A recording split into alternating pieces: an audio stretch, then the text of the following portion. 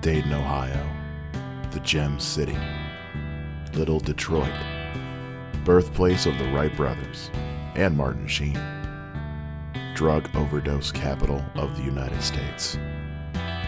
On the National Crime Index, with 100 being the safest, Dayton ranks as a 3.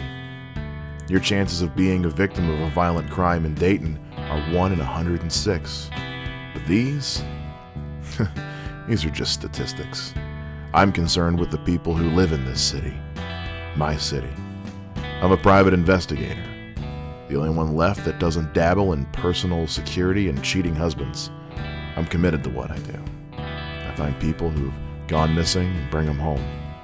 I try to fix the real problems in this town, not create new ones. A young couple out in Centerville lets me rent their pool house for next to nothing when I'm not out walking the streets. A little bit of a thank you for helping the husband out of a jam last August. It's quiet, simple, and it's got great Wi-Fi. But it also lets me get as far away from the problem areas as I can while still being accessible.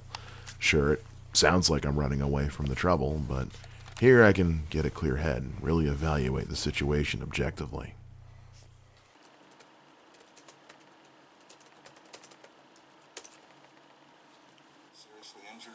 Thompson approached the vehicle to find Pasek slumped over in the passenger seat and her son in the back. He took the keys out of the ignition when Accord tried to drive away, but it wasn't long before he too lost consciousness. According to police, Nathan Wiley got into his father's heroin supply and overdosed. The annual number of drug overdoses in Dayton has put the Gem City on the national radar. It sits at the intersection of 2 major highways, I-75 and I-70. 75 runs north and south. 70 runs east and west.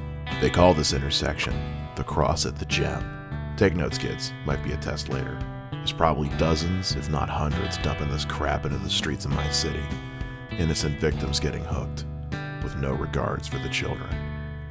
I never stay at my flat very long. I usually end up right back at the office, which isn't much of an office, really. It's a old storage room in some facility near Wilmington Avenue. There's a furnace and a water heater in there, plus some old crap taking up a lot of room, but I put in a desk and a chair and a few fresh light bulbs. And it's quiet. I like quiet.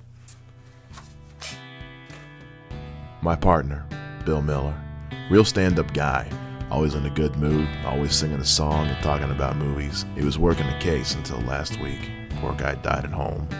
Wasn't drug-related or anything, but now it's got me handling a case that's more than a little personal. Morgan Jesse, old college friend of mine, died at the end of March, heroin overdose. Morgan had been in trouble before, but last time we talked, she was turning her life around, getting her shit straight. Then I got the news. This was Johnny DeLuther's workshop. He was only 37. His wife hired me to find him after he went missing. Took me 3 weeks to pick up a trail.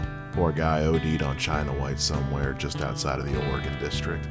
Wound up on his back behind some bushes. Doc figured he'd been dead for about 36 hours when I found him. Johnny liked to make things, liked to build, liked to create. Guess he needed a big fix to get the creative juices flowing.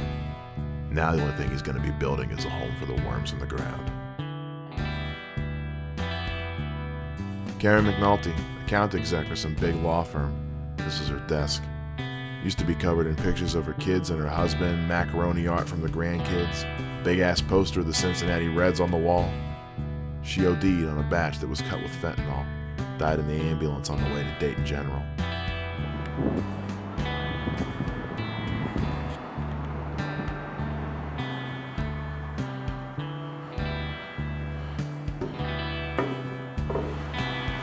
Getting this junk off the streets is my mission, but it's one that'll never be completed. Everyone wants a simple light switch solution to this whole thing, and there's just not one. Maybe if people these days were smart enough to not put crap in their systems that could kill them. Or maybe if these thugs that dump it onto the streets of my town would get a real job. Or maybe, just maybe, they should really put a warning on these things.